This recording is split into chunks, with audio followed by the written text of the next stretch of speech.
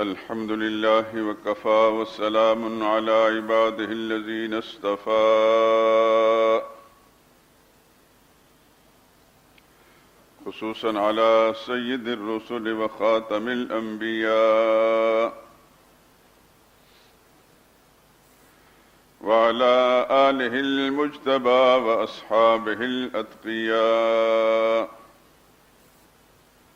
أما بعد فإن خير الحديث كتاب الله وخير الهدي هدي محمد صلى الله عليه وسلم وشر الأمور محدثاتها وكل محدثة بدعة وكل بدعة ضلالة وكل ضلالة في النار.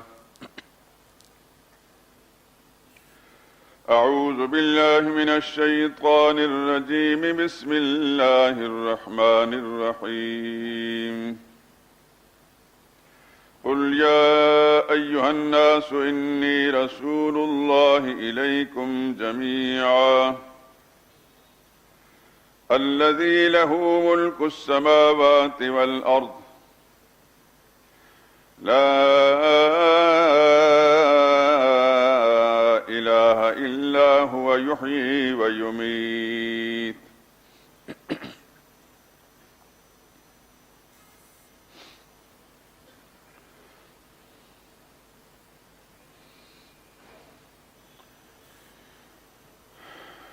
اے پیغمبر کہہ دیجئے کہ لوگوں میں تم سب کی طرف اللہ کا بھیجا ہوا یعنی اس کا رسول ہوں.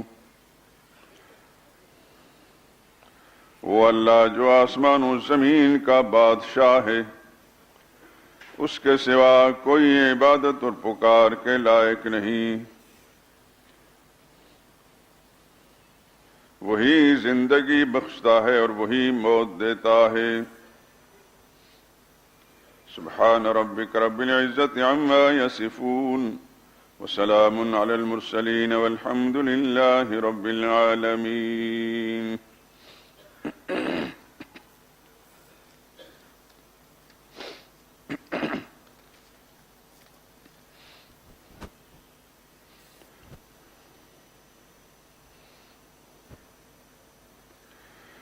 جب انسان بادئ توحید سے مخمور ہوتا ہے، جب انسان بادئ توحید سے مخمور ہوتا ہے، اسے دار و رسن سے کھیلنا منظور ہوتا ہے. وہاں بے شک خدا کی رحمتیں پہ ہم برستی ہیں، خدا و مصطفیٰ کا جس جگہ مذکور ہوتا ہے.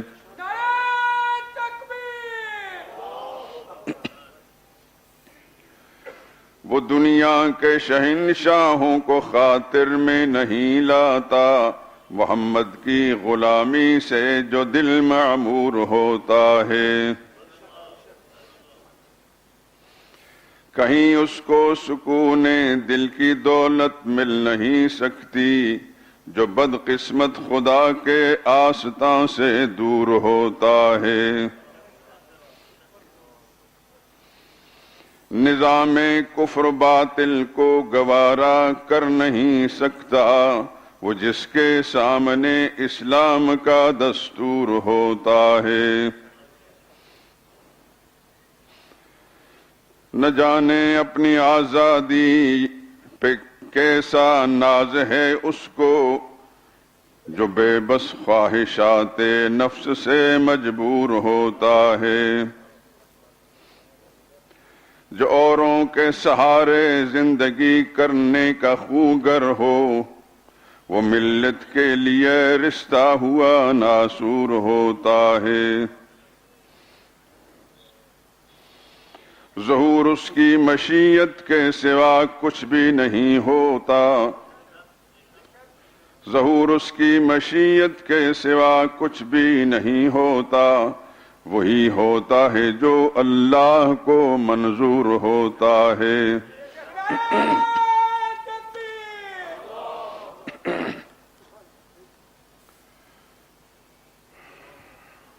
بزرگان محترم، برادران عزیز،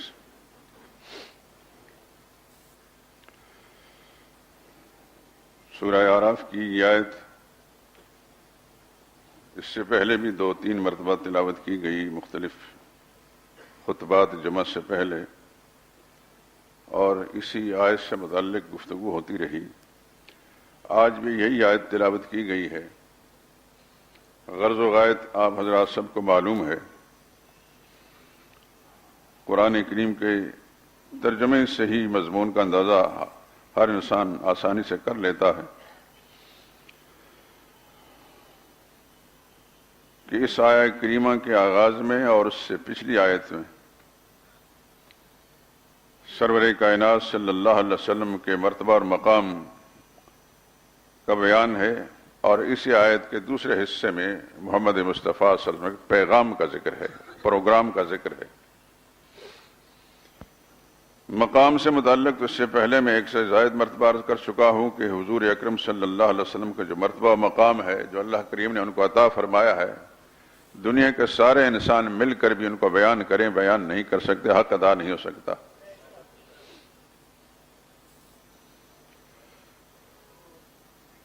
ہر انسان اپنی بساط، اپنی صلاحیت، استعداد کے مطابق کچھ نہ کچھ کہتا ہے۔ نیت کا حال اللہ کو معلوم ہے، یا وہ خود جانتا ہے کہ کس ارادے کے ساتھ اس نے یہ بات کی ہے، اللہ اس کے ساتھ معاملہ اسی طرح کریں گے۔ لیکن ایک بات یہ ذہن نشین فرما لیجئے،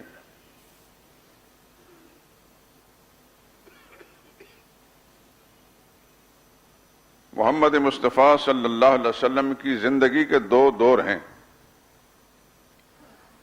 ایک زندگی وہ ہے جو نبوت ملنے سے پہلے کی ہے، اور دوسری زندگی کا وہ دور ہے جو نبوت ملنے سے بعد کا ہے۔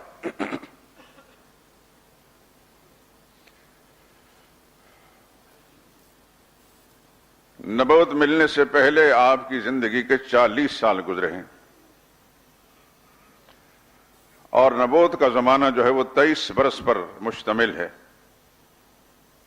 جن میں 13 سال مکی زندگی ہے اور 10 سال مدنی۔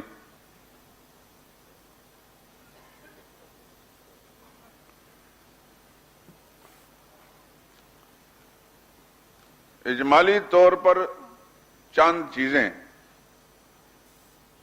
جو عام طور پر کتابوں میں ذکر کی جاتی ہیں،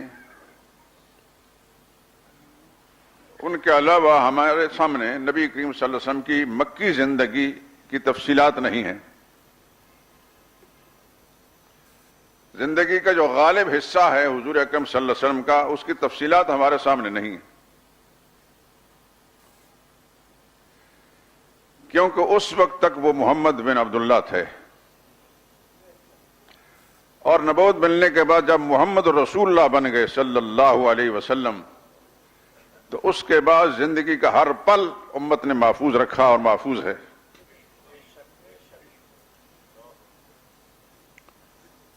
اور محمد رسول اللہ کیوں بنے؟ جیسا اس آیہ کریمہ کے اندر بھی قُلْ يَا أَيُّهَا النَّاسُ إِنِّي رَسُولُ اللَّهِ إِلَيْكُمْ جَمِيعًا، اور دنیا بھر کے لوگوں کان کھول کر سن لو، میں تم سب کی طرف اللہ کا بھیجا ہوا رسول ہوں۔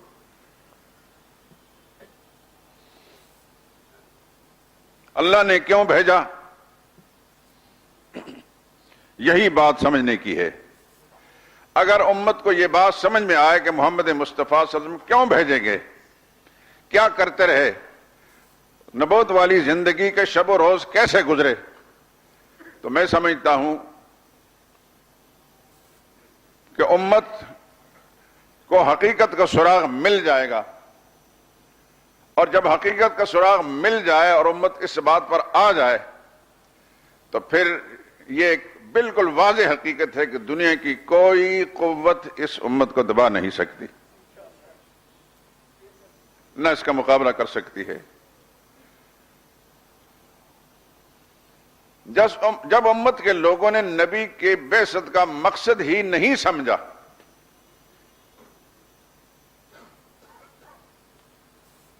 تو پھر عام لوگوں میں، دوسرے لوگوں میں اور اس امت کے لوگوں میں کوئی فرق نہیں۔ جہاں تک اللہ کو ماننے کی بات ہے وہ سب مانتے ہیں، جو مسلمان کہلاتے ہیں وہ بھی، اور جو غیر مسلم ہیں وہ بھی مانتے ہیں۔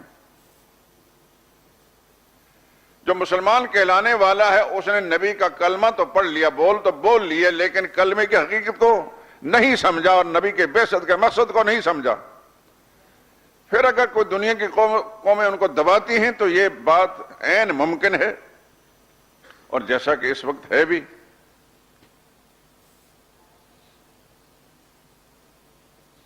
اور جب تک امت کے لوگوں نے نبی کے بعثت کے مقصد کو سمجھا تھا، بے سر و سامانی کے عالم کے اندر بھی تھے، اور اس کے باوجود ان کو کوئی دبا نہیں سکا۔ رہ کر پھر ہماری سوچ پلٹ کر اس دور تک جاتی ہے جو صحابہ اکرام کا زمانہ ہے، جن کے پاس اتنی دولت نہیں تھی جتنی آج مسلمان کے پاس ہے۔ مسلمان کی جتنی تعداد آج ہے اتنی تعداد اس وقت نہیں تھی۔ دیگر دنیوی اسباب ان کے پاس اتنے نہیں تھے جتنے آج مسلمان کے پاس ہیں۔ مسلمانوں کے پاس عسکری قوت اور طاقت اور فوجیں آج جتنی ہیں اس کا تصور بھی صحابہ کرام کے زمانے میں کوئی نہیں کر سکتا تھا۔ لیکن یہ بھی ایک حقیقت ہے کہ صحابہ کرام جدھر گئے کوئی راستہ ان کو روک نہیں سکا، جدھر چڑھے چڑھتا ہی چلے گئے، بڑھتے ہی چلے گئے۔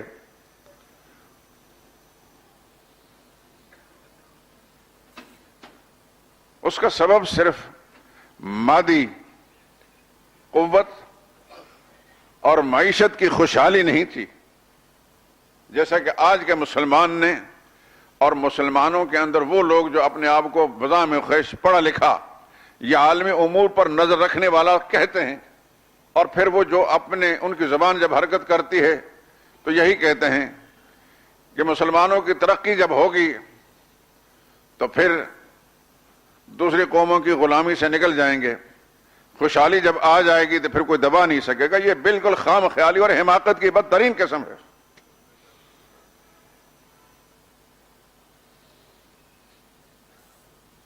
اسباب و وسائل پر مبنی اگر زندگی دیکھیں تو عرب دنیا کے پاس کس چیز کی کمی ہے؟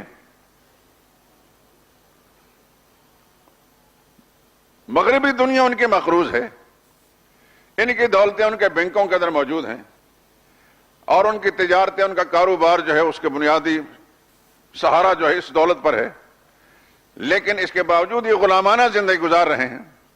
جس طرح مغربی قوتیں چاہتی ہیں، ان کا سب سے بڑا طاغوت امریکہ، وہ جس طرح چاہتا ہے یہ یس مین کردار ادا کر رہے ہیں۔ ان میں سے کوئی خود مختار نہیں ہے، کئی ٹکڑوں میں بٹے ہوئے ہیں۔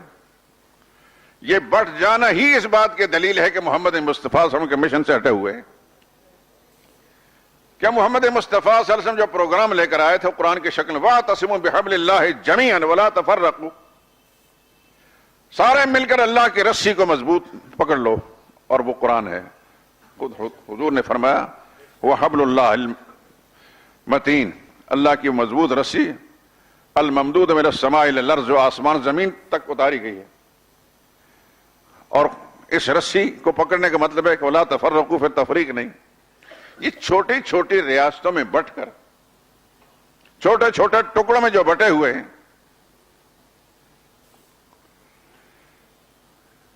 یہ جو متحدہ عرب امارات ہیں،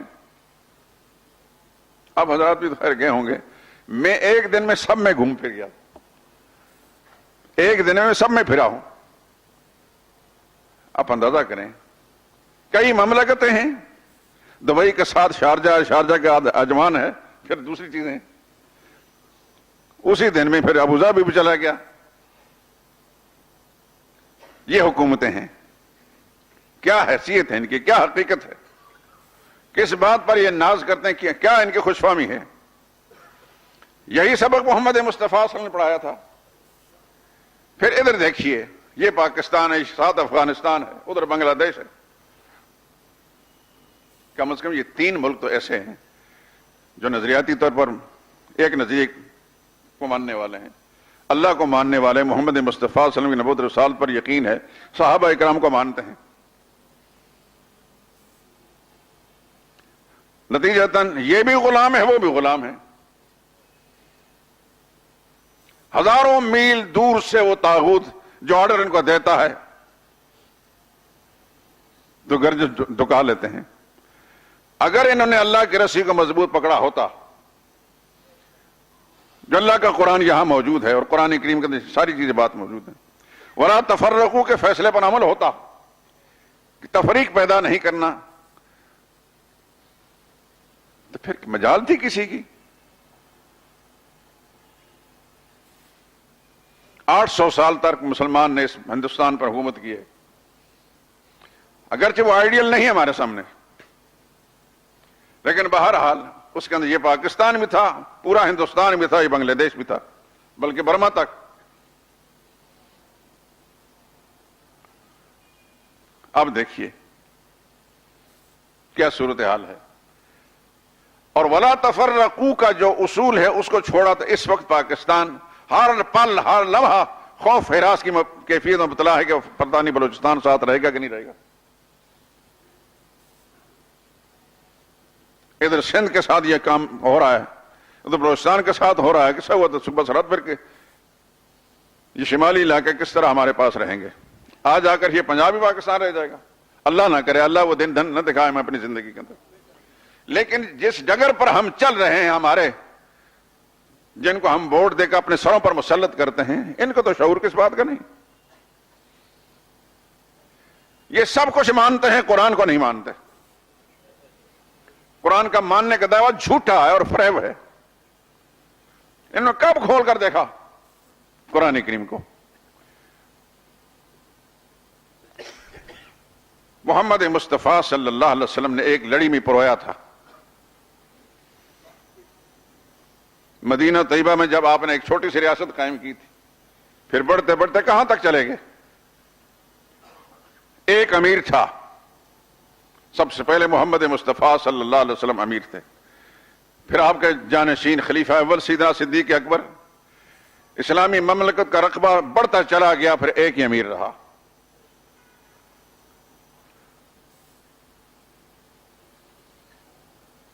لیکن پھر مسلمانوں کے اندر جب ضعف پیدا ہوا، تفریق ہوئی، پھر اللہ کا عذاب بن کر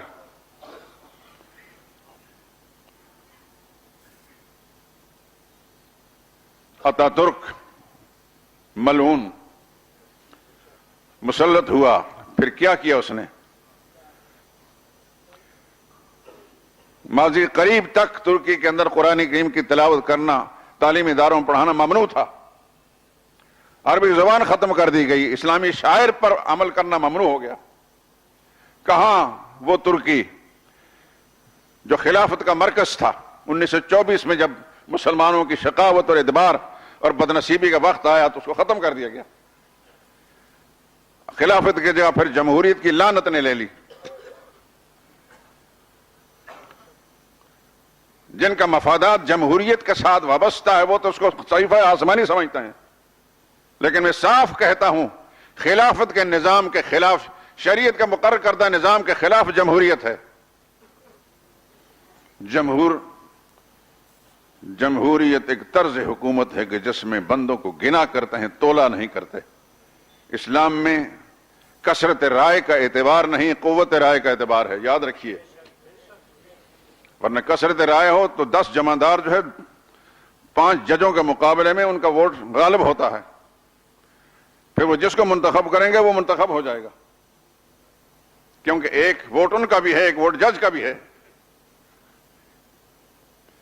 ایک ووٹ مزدور کا بھی ہے اور ایک ووٹ عالم دین کا بھی ہے، شیخ الحدیث کا بھی ہے۔ کیا ان دونوں کی رائے برابر ہوتی ہے؟ جس کو اللہ تعالیٰ نے عقل سلیمہ عطا فرمائی ہے وہ سمجھتا ہے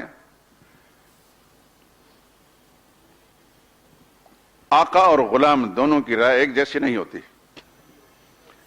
آقا جس قوت رائے کا ساتھ سوچتا ہے، جہاں تک سوچ سکتا ہے، جتنی صلاحیت و استعداد اللہ نے اس کو عطا فرمائی ہے، ایک عام مزدور اور ملازم کو نہیں ہوتی۔ جس کا مطمع نظر صرف کمانا اور اپنے پیٹ کو پالنا ہوتا ہے، اس سے آگے وہ سوچ بھی نہیں سکتا.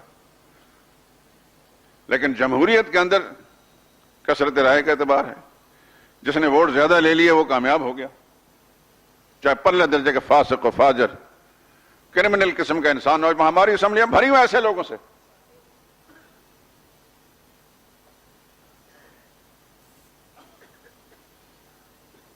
کس آدمی کو آپ آئیڈیل کہہ کر اس پر انگلی رکھ سکتے ہیں؟ یہ آدمی ہر پہلو سے آئیڈیل ہے. ایک مسلمانوں کا نمائندہ ہونے کے اعتبار سے اس کا قرآن کے ساتھ کتنا تعلق ہے؟ وہی جن کو قوم نے منتخب کیا، بدنصیبی کی ماری ہوئی قوم نے منتخب کیا، اور پھر وفاقی وزیر وزارت کے منصب پر پہنچے اور سورہ اخلاص نہیں پڑھ سکے.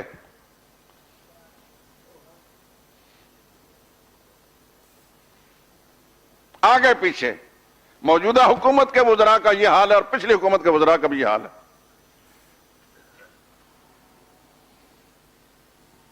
لیکن اس قدر بے شرمی ہے. اگر کوئی شرم و حیا نام کوئی چیز ہو تو وہ وزارت سے مستعفی ہو جاتے ہیں. قرآن کریم کی ایک معمولی سی صورت جو ہر مزدور کو بھی یاد ہوتی ہے.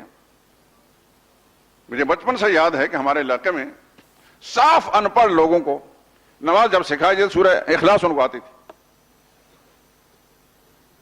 کوئی آدمی جب بھیڑ بکریاں چرانے والے سورہ اخلاص آتی تھی اس کو. شاید اس کے انتخاب کا سبب یہ ہے کہ اس میں اللہ کی توحید کا مرکزی مضمون ہے، سمجھنے کہ دعوت انبیاء کا خلاصہ ہے.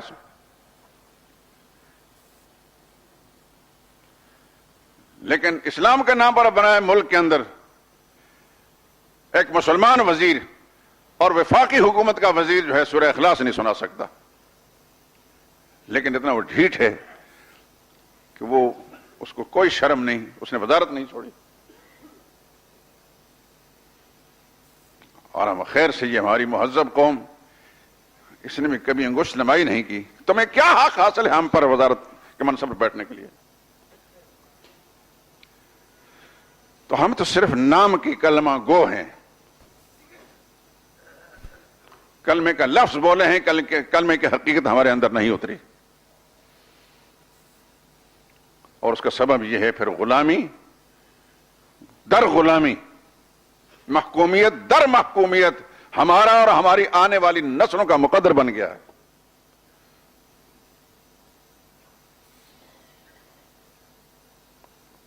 ستر سال ہو گئے پاکستان کو بنے ہوئے، یہی کیفیت رہی. اب یہ ہے کچھ دنوں کے بعد ہم نہیں ہوں گے، لیکن یہی سلسلہ چلتا رہے گا. پتہ کیا ادھر ہو سکتا ہے کہ اس سے بھی زیادہ ہو.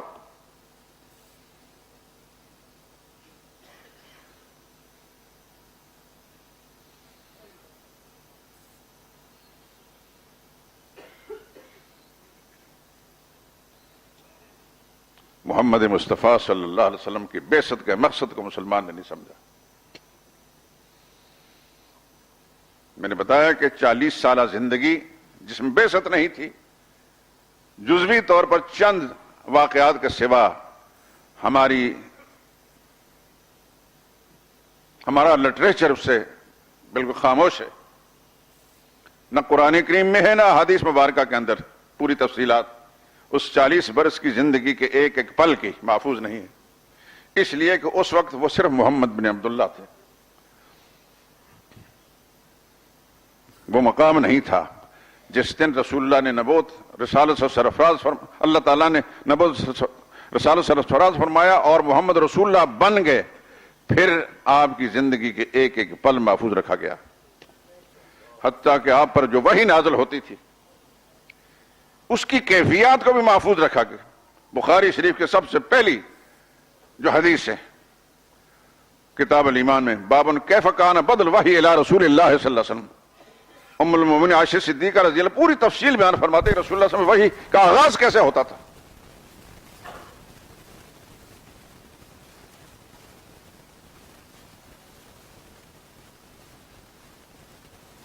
اس لیے کہ محمد مصطفیٰ صلی اللہ علیہ وسلم ایک خاص مشن کے لیے، ایک پروگرام کے لیے مبعوث کیے گئے تھے. اور آپ کے پروگرام میں سب سے سر فہرست، سب سے اول سب سے اونچا پروگرام اللہ کی توحید تھا، اور یہ صرف آپ ہی کا نہیں تھا۔ نوح علیہ السلام سے سلسلہ جب شروع کیا پروردگار عالم نے تو خاتم الانبیاء صلی اللہ علیہ وسلم تک ہر نبی کے ذمہ یہ ڈیوٹی لگائی گئی۔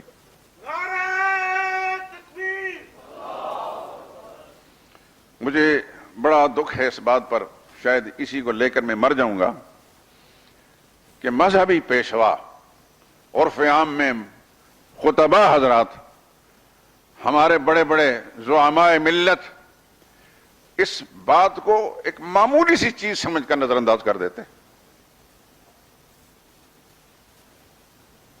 اس وقت آپ یہاں بیٹھ کر کچھ باتیں سن رہے ہیں، دیگر مساجد کے اندر بھی کچھ خطبات ہو رہے ہوں گے، دنیا بھر کی باتیں ہوں گی، محمد مصطفیٰ صلی اللہ علیہ وسلم جس مقصد کو لے کر آئے وہ بات نہیں ہوگی، الا ماشاء اللہ۔ قصے کہانیاں بہت سنائے جائیں گے، عوام الناس کو یہاں تک حضور صلی اللہ علیہ وسلم کے مرتبہ مقام سے متعلق بہت کچھ اصلی اور فرضی باتیں بھی سنائی جائیں گی، صوفیاء کرام سے متعلق باتیں سنائی جائیں گی، لوگ سمجھے گا یہ ہمارے خطیب صاحب بڑے ہی اللہ والے انسان ہیں، حضور کے ساتھ بڑے عشق و محبت رکھتے ہیں، سارے بزرگوں کو ماننے والے ہیں۔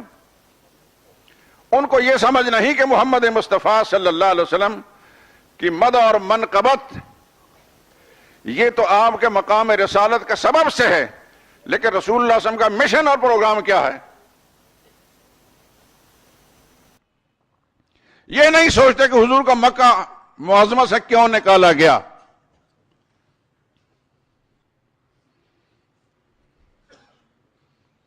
نہیں سوچتے آپ مسلمان، بس ایک کہانی ہے، سن لی ہے، ایک کان سے سنی دوسرے سے نکال دی۔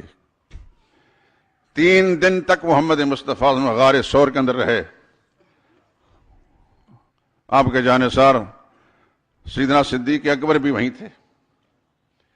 یہ نہیں سوچتے کہ صدیق اکبر نے اتنی بڑی قربانی کیوں دی، گھر میں جوان بچیاں موجود ہیں،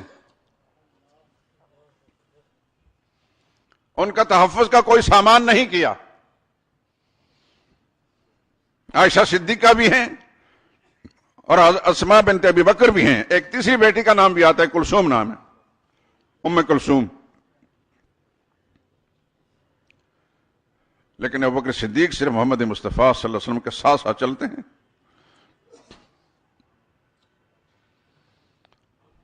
اور مکہ کا شہری جتنے رسول اللہ کا دشمن ہے اتنے ہی ابوبکر صدیق کے بھی دشمن ہیں۔ یہ آپ کے علم میں ہوگا کہ سب سے پہلے جب محمد مصطفیٰ صلی اللہ علیہ وسلم اللہ کا پیغام سنایا تو عین صحن بیت اللہ میں مطاف کے اندر رسول اللہ صلی اللہ علیہ وسلم کو چاروں طرف سے مشرکین نے گھیر لیا، اور اس قدر رسول اللہ صلی اللہ علیہ وسلم کو کی پٹائی کی کہ آپ زخمی ہو گئے۔ حضور کو بچانے کے لیے ایک شخص رسول اللہ صلی اللہ علیہ وسلم کا لیپا نوجوان حارث بن ابی حالہ، جو خدیجہ الکبریٰ رضی اللہ تعالیٰ عنہ کے پہلے شوہر سے بیٹے تھے، وہ حضور کو بچاتے بچاتے شہید ہو گئے۔ اسلام میں سب سے پہلے شہید انسان وہ ہے، اور ابوبکر صدیق رضی اللہ تعالیٰ آگے بڑھے، ان کو اس قدر مارا گیا کہ ان کے چہرے کے جتنے نقوش ہیں وہ بالکل محو ہو گئے، پہچانا نہیں جاتا تھا کہ یہ ناک کہاں ہے اور آنکھ کہاں ہے، ہونٹ کہاں ہے۔ صدیق اکبر بالکل بے ہوش ہو گئے، لوگوں نے دیکھا سمجھے مر گئے ہیں، اٹھا کر گھر لے گئے، اور بنو تیم سے تعلق رکھنے والے صدیق اکبر کے خاندان کے لوگ جو ہیں وہ اس انتظار میں، اگر یہ صدیق اکبر کی موت واقع ہو جاتی ہے تو پھر جس آدمی نے ان کے ساتھ یہ ناروا سلوک کیا اس سے انتقام لیں گے۔ قبائلی نظام تھا، لیکن رب العالمین کو منظور یہ تھا کہ ان کو زندہ رکھنا ہے۔ اور ابوبکر صدیق جب ہوش میں آتے ہیں، آپ خود اندازہ کر لیجئے کہ جب ناک چپٹی ہو جائے اور سارا چہرہ جو ہے بگڑ جائے تو اس کی کیا کیفیت ہوگی۔ ہوش جب آتی ہے تو سب سے پہلے محمد مصطفیٰ صلی اللہ علیہ وسلم کس حال میں ہیں صلی اللہ علیہ وسلم ورضی اللہ تعالیٰ عنہ۔ عاشق ہو تو ایسا ہو۔ کسی نے خاندان کے کسی آدمی نے کہا کہ انہی کی وجہ سے تو آپ کا یہ ساتھ شروع، پھر ان کا ذکر کر رہے ہیں آپ۔ کہنے لگے جب تک میں اپنی آنکھوں سے دیکھ نہیں لوں گا رسول اللہ صلی اللہ علیہ وسلم کو، اس وقت مجھے چین نہیں آئے گا۔ جب اتنی قربانی کوئی دیتا پھر کیوں خدا بند قدوس ان کو محمد مصطفیٰ صلی اللہ علیہ وسلم کا جانشینی اول قرار نہ دے؟ کیوں سب سے پہلے مصلی رسول پر ان کو نہ کھڑا کیا جائے؟ سوال یہ ہے، میں یہ کس سے نہیں سنا رہا کہ فلاں کے ساتھ کیا ہو فلاں کے ساتھ، یہ صرف میں ذہن منتقل کرنے کے لیے آپ حضرات کہ ان کے ساتھ ایسا ہوا کیوں، انہوں نے کیا جرم کیا تھا؟ حارث بن ابی حالہ رضی اللہ تعالیٰ عنہ، انہوں نے کیا قصور کیا تھا جس کی وجہ سے حسین کعبہ میں ان کے خون سے بیت اللہ کو رنگین کیا گیا؟ حضور نے کس کی عزت اچھالی تھی؟ نبی کریم صلی اللہ علیہ وسلم کس سے دولت مانگی تھی؟ کس سے ووٹ مانگے تھے؟ کس سے کرسی مانگی تھی؟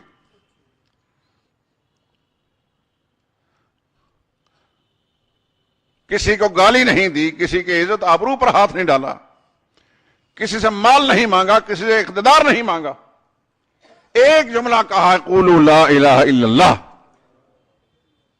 اس لا الہ الا اللہ کے اندر وہ حقیقت چھپی ہوئی تھی جس کو آج کا مسلمان نہیں سمجھتا، وہ مکہ کے مشرک سمجھ گئے تھے۔ ایک دم بڑھ کے کوئی ادھر بھاگا کوئی ادھر بھاگا، چیخ و پکار شروع ہو گئی۔ وَعَجِبُوا أَن جَاءَهُم مُنذِرٌ مِّنْهُمْ فَقَالَ الْكَافِرُونَ هَٰذَا شَيْءٌ هَٰذَا سَاحِرٌ كَذَّابٌ۔ مشرکین کہنے لگا یہ تو ساحر ہے، جادوگر ہیں، کذاب ہیں، جھوٹ بولنے والا ہے۔ ابھی چند منٹ پہلے رسول اللہ صلی اللہ علیہ وسلم نے ان سے اپنے بارے میں رائے پوچھی تو کہنے لگے ہم نے بارہا آپ کو آزمایا، آپ میں سچائی اور دیانتداری کے سوا کچھ بھی نہیں۔ صرف لا الہ الا اللہ کا مطالبہ کرنے پر سارے کے سارے بگڑ گئے، کہنے لگے آپ سے بڑا جھوٹا اور آپ سے بڑا کذاب کوئی نہیں، آپ تو جادوگر ہیں۔ وَانطَلَقَ الْمَلَأُ مِنْهُمْ، جتنے چودھری تھے، جتنے نمبردار سردار تھے، ادھر بھاگے ادھر بھاگے، انمشو جاؤ، چلو یہاں مت بیٹھو۔ وَاصْبِرُوا عَلَىٰ آلِهَتِكُمْ، یہ کہتا ایک الہ کو مانے، ہم ایک الہ کو نہیں مانیں گے، یہ جتنے بیت اللہ میں 360 ہیں یہ سب ہمارے الہ۔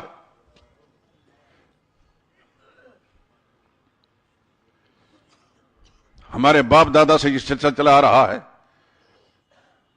ہماری حاجتیں ان سے پوری ہوتی ہیں، کسی سے اولاد ملتی ہے، کسی سے شفا ملتی ہے، کسی سے دولت ملتی ہے، کسی سے عزت ملتی ہے۔ وہ کیا تھے؟ وہی جس طرح ہندوستان کے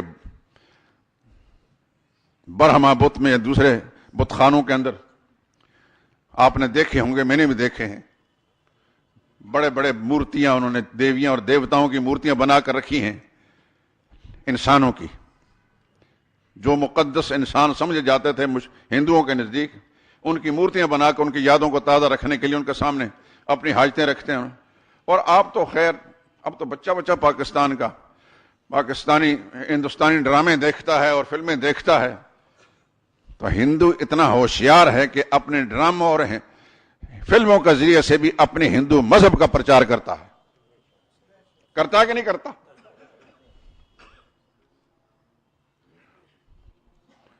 اور بچوں کو پتہ چل گیا کہ وہ اپنی دیویوں سے جا کر مانگتے ہیں اپنی حاجتیں کہ مجھے یہ عطا کر دے، مجھے وہ عطا کر دے، حالانکہ اپنے ہاتھوں سے وہ چیزیں بنائی ہوتی ہیں، لیکن وہ بھی جانتے ہیں کہ اپنے ہاتھوں سے چیز بنائی اس میں تاثیر نہیں ہے، جس کے نام پر یہ بنائی گئی اصل میں تاثیر اس میں ہے۔ مکہ کے جو مشرکین کے 360 تھے، ان میں حضرت حابیل شہید کا بت تھا، آدم علیہ السلام کا وہ بیٹا جو شہید ہوا سب سے پہلے، اس کو حبل کہتے تھے۔ حضرت لات کا بت تھا، لات وہ سخی انسان تھا کہ اللہ کے گھر میں آنے والے مہمانوں کو کھانا کھلایا کرتا تھا، پانی پلایا کرتا تھا، اس کے نام پر بت بنا دیا گیا۔ اسی طریقے سے بہت سارے، حضرت ابراہیم علیہ السلام کا بت تھا، حضرت اسماعیل علیہ السلام کا بت تھا۔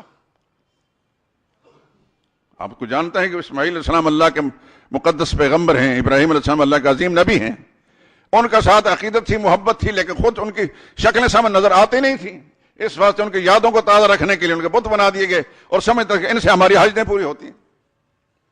اللہ کے نبی نے فرمایا یہ تمہارے الہ نہیں، الہ صرف اللہ ہے۔ انہوں نے کہا یہ ہماری توہین ہے، ہمارے باپ دادا کے مذہب کی توہین ہے، ہمارے باپ دادا ان کو پکارتے رہے، ان سے حاجتیں لیتے رہے۔ لا الہ کا معنی اور کوئی الہ نہیں، اللہ ہی الہ ہے اور کوئی الہ نہیں۔ یہی پیغام رسول اللہ نے سنایا، وہ دشمن بن کے سارے کے سارے. اس کی سبب سے رسول اللہ صلی اللہ علیہ وسلم کو پھر مکہ معظمہ سے نکالا گیا. خوشی سے کوئی اپنا گھر چھوڑتا ہے؟ حدیث میں آتا ہے کہ جس پر رسول اللہ صلی اللہ علیہ وسلم مکہ کے سرحد سے بالکل آخر جب واپس بیت اللہ پر مکہ شہر پر نظر پڑتی تھی، پلٹ کر دیکھا، اللہ کے پیغمبر کی آنکھوں میں آنسو تھے، اور یہ فرمان لگے کہ خدا جانتا ہے کہ اس دھرتی پر تجھ سے زیادہ کوئی چیز، کوئی جگہ مجھے معزز نہیں، پیاری نہیں ہے، لیکن میں کیا کروں، تیرے باشندے مجھے یہاں رہنے نہیں دیتا. ذرا اس کیفیت کو سمجھیے، سوچیے تو رسول اللہ صلی اللہ علیہ وسلم کے دل پر کیا گزرتی ہوگی. لیکن رسول اللہ صلی اللہ علیہ وسلم وہاں سے نکلنے مجبور ہوئے. پھر اس کے بعد وہ سارے مناظر میں نے ابتدا آپ کو ایک ہنٹس دے دیا، اشارہ دے دیا کہ پھر وہی قریش مکہ رسول اللہ صلی اللہ علیہ وسلم کو مدینہ و طیبہ میں سکون سے نہیں بیٹھنے دیتے. سب سے پہلے بدر کا مارکا ہوا. کیوں ہوا؟ حضور تو یہاں سے چلے گئے تھے، وہاں بھی سکون سے نہیں رہنے دیا. کیوں؟ یہ کہتے ہیں کہ اللہ کے سوا کوئی اور الہ نہیں. یہ عقیدے کا مسئلہ ہے. میرے دوستو، سب سے درخواست کرتا ہوں، جب آپ کلمہ پڑھتے ہیں پورے شعور کے ساتھ پڑھتے ہیں، لا الہ الا اللہ، دل و دماغ میں یہ ہوتا ہے کہ اللہ کے سوا کوئی اور الہ نہیں، اللہ کے سوا کوئی اور مشکل کشا نہیں، اللہ کے سوا کوئی اور حاجت روا نہیں، اللہ کے سوا کوئی اور شفا دینے والا نہیں، اللہ کے سوا کوئی اور اولاد دینے والا نہیں، اللہ کے سوا کوئی عزتوں کا مالک نہیں، اللہ کے سوا کوئی اور کسی کو ذلیل کر سکنے والا نہیں. ساری طاقتوں کا مالک صرف اللہ ہے، اللہ کے سوا کوئی اور نہیں. اللہ قادر ہے، اللہ قادر ہے، باقی ساری مخلوق عاجز ہے. اللہ کے نظام میں ساری مخلوق عاجز ہے، اللہ قادر ہے. اللہ مختار ہے اور مخلوق محتاج ہے. ہر انسان بڑا ہو یا چھوٹا اللہ ہی کے دروازے پر ہاتھ پھیلاتا کہ نہیں پھیلاتا؟ یہ بات صحیح کہہ رہا ہوں میں؟ ہر نبی کس سے مانگتا رہا، لیکن اللہ بھی کسی کے سامنے ہاتھ پھیلاتے ہیں. اللہ مختار ہے اور باقی ساری مخلوق محتاج ہے. ہر نبی نے یہ سب سمجھایا، لا الہ الا اللہ، اللہ کے سوا کوئی اور مختار نہیں. ساری مخلوق محتاج ہے، بڑا ہے تو محتاج ہے، چھوٹا ہے تو محتاج ہے، نبی ہے تو محتاج ہے، امتی ہے تو محتاج ہے، فرشتہ ہے تو محتاج ہے. اللہ کی مرضی کا پابند ہے، اللہ کسی کی مرضی کا پابند نہیں. یہ تھا وہ پیغام جو محمد مصطفیٰ صلی اللہ علیہ وسلم نے سنا. قل یا ایھا الناس انی رسول اللہ الیکم جمیعا الذی لہ ملک السماوات، میں اللہ کا رسول ہوں، وہ اللہ جو آسمان و زمین کا بادشاہ ہے. آسمانوں میں اسی کی مرضی چلتی ہے، زمین میں بھی اسی کی مرضی چلتی ہے. اور پیغام کیا ہے؟ لا الہ الا ہو، اللہ کے سوا کوئی اور الہ نہیں.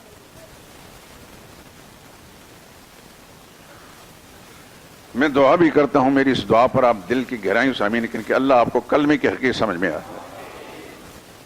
اللہ ہر مسلمان کو کلمے کی حقیقت سمجھنے کی توفیق دے. اللہ ہر مسلمان کو توفیق دے کہ قرآن کو اپنا امام بنا لے. محمد مصطفیٰ صلی اللہ علیہ وسلم کو اللہ کا نبی، سچا نبی مان کر آپ کی لائی ہی وہ جو حقیقت ہے، اس حقیقت کو دل و جان سے تسلیم کرنے والا بنا دے. صرف نام چومنے سے صدقے یا رسول اللہ سے بات نہیں بنتی، یہ خود فریبی ہے دوستو. جس طرح صحابہ نے محمد مصطفیٰ صلی اللہ علیہ وسلم کو اللہ کا نبی رسول مانا تھا، وہ ماننا معتبر ہے.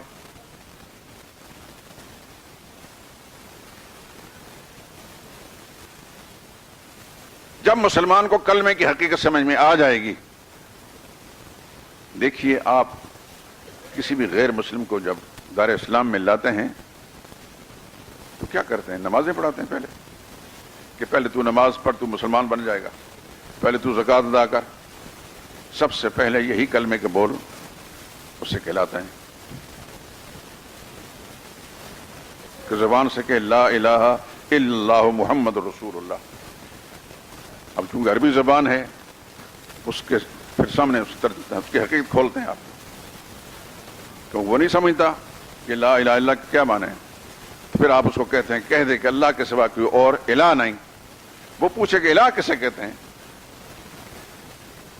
الہ کس کا معنی کیا ہے، تو آپ پھر کھولیں گے الہ کا معنی حاجت روا، الہ کا معنی مشکل کشا، الہ کا معنی اولاد دینے والا، الہ کا معنی شفا دینے والا، الہ کا معنی عزت دینے والا، الہ کا معنی ذلیل کرنے والا، سارے اختیارات کا مالک وہ الہ ہے۔ نبی نے یہی بات سمجھائی، ہر نبی نے بات سمجھی، قولوا لا الہ الا اللہ، اللہ کے سوا کوئی الہ نہیں، یعنی یہ ساری صفات اللہ کے سوا کسی اور میں نہیں، صرف اللہ ہی کی ذات میں۔ تو جس وقت وہ اس بات کو تسلیم کر لے گا تو پھر آپ کہیں گے آج تو میرا اسلامی بھائی ہے۔ محمد رسول اللہ پڑھیں گے، کہیں گے یہ جن کا نام محمد ہی اللہ کے بھیجے ہوئے ہیں اس کام کے لیے، یہی حقیقت سمجھانے کے لیے اللہ کے نبی ہیں، اللہ کا رسول ہے۔ اللہ پر ایمان لانا بھی فرض ہے، اللہ کی توحید کو ماننا بھی فرض ہے، اور اللہ کے نبی کی رسالت کو ماننا بھی فرض ہے۔ کسی ایک کو ماننا اور دوسرے کو چھوڑ دینے سے مسلمان نہیں ہوتا۔ جو اللہ کی توحید کو مانتا ہے اس پر نبی کی رسالت کو ماننا بھی فرض ہے، جو نبی کی رسالت کو نہیں مانتا مسلمان نہیں ہے۔ اور رسول اللہ صلی اللہ علیہ وسلم کو بڑا چومتا ہے عقیدت کے ساتھ، لیکن اللہ کی توحید کو نہیں مانتا مسلمان نہیں ہے۔ مسلمان ہونے کے لیے کلمے کے دونوں جز ماننے پڑیں گے، پہلا جز لا الہ الا اللہ، دوسرا محمد رسول اللہ۔ یہ بات صحابہ نے سمجھی اور دنیا کے وہ رہنما بن گئے، دنیا کے قائد بن گئے۔ آج 1500 سال کے بعد بھی میرے اور آپ کے دل میں صحابہ کی محبت کیوں ہے؟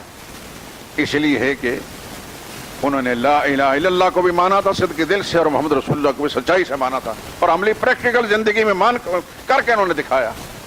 نبی کے اشارے پر اپنی جانیں قربان کرنے کے لیے تیار ہو گئے، نبی کے کہنے پر اپنی جائیدادیں چھوڑ دیں، مکہ شہر چھوڑ دیا، کاروبار چھوڑ دیا، خاندان چھوڑ دیا۔ پکا مسلمان ایسا ہی ہوتا ہے۔ اللہ ہم کو بھی دعا کریں، اور میری دعا پر ہمیں اللہ ہمیں بھی وقت پڑنے پر ایسا ہی ایمان نصیب کرے کہ ہم ایمان کے مقابلے میں کسی چیز کو ترجیح نہ دیں۔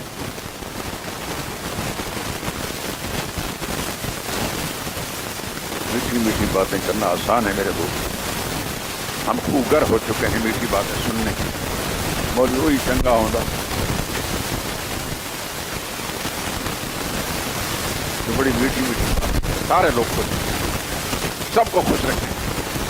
کوئی سب کو خوش تو محمد مصطفیٰ صلی اللہ علیہ وسلم بھی نہیں رکھ سکے، اس سے حضور صلی اللہ علیہ وسلم مکہ کا وہ شہری 40 سال تک جو اپنی پلکیں بچھاتے تھے حضور صلی اللہ علیہ وسلم کے راہ میں۔ یہ میں سچ کہہ رہا ہوں یا غلط کہہ رہا ہوں؟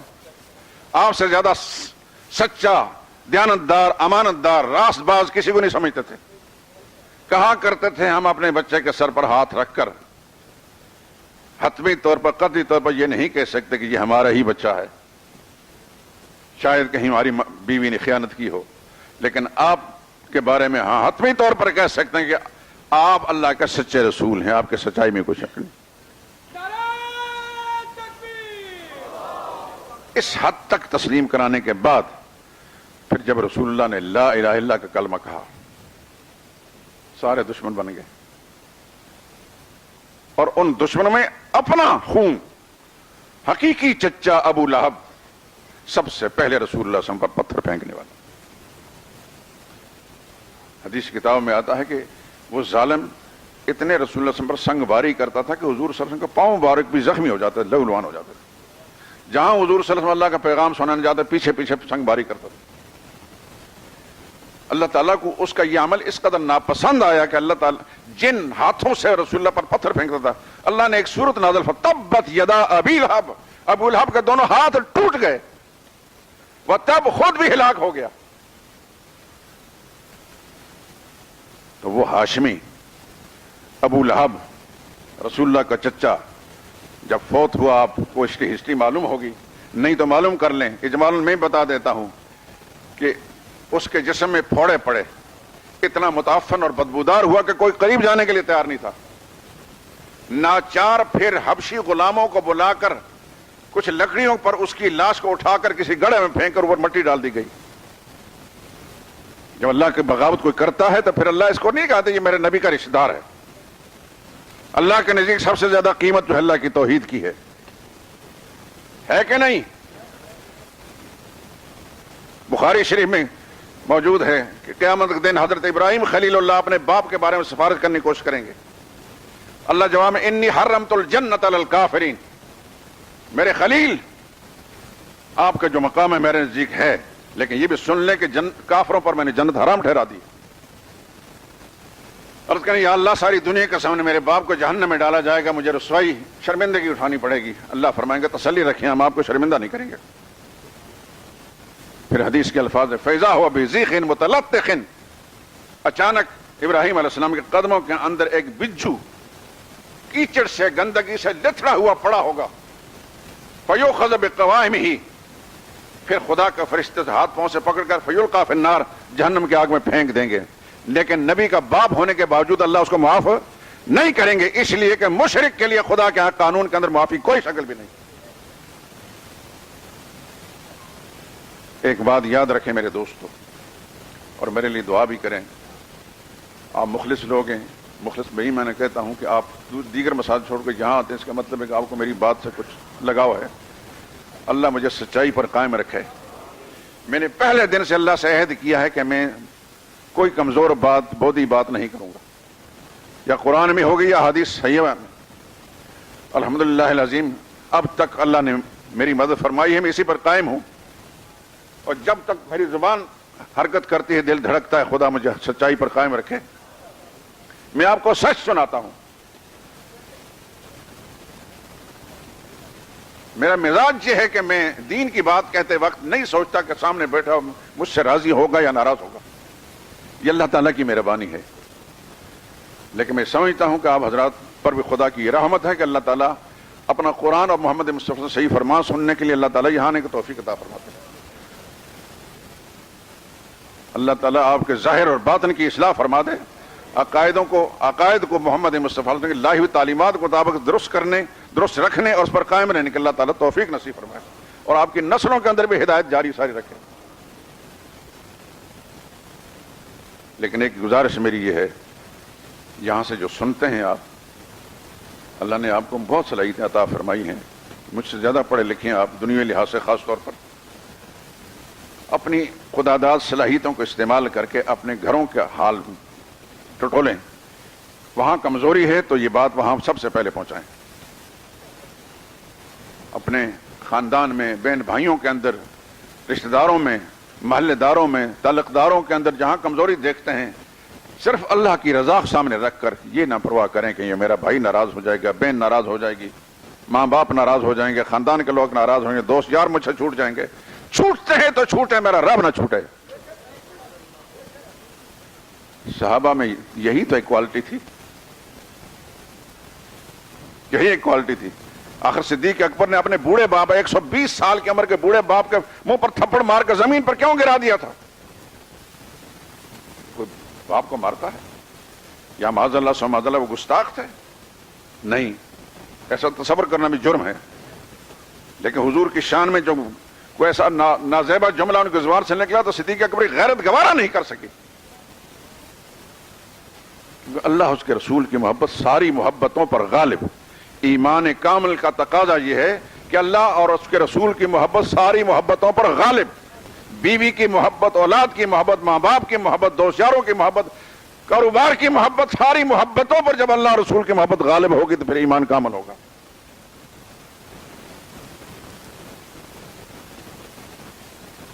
حضور کو جب پتہ چلا تو رسول اللہ نے فرمایا کہ ایسا کیوں کیا آپ نے؟ عرض کہ یا رسول اللہ میں برداشت نہیں کر سکا آپ کی شان میں گستاخی. حضور نے فرمایا کہ بہتر ہوتا کہ آپ ان کے لیے دعائیں مانگ ہدایت. آئندہ اگر ایسا کریں تو ایسا نہ کرنا.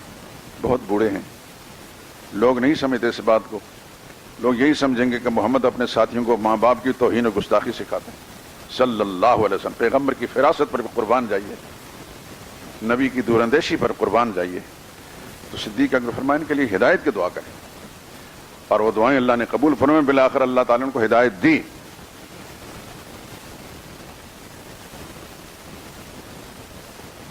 یہ 4 پشتیں جو ہیں اللہ تعالیٰ نے صحابیت کے شرف سے نوازا. وہ بھی صحابی، صدیق اکبر بھی صحابی، صدیق اکبر اولاد بھی صحابی، آگے اولاد در اولاد بھی صحابی.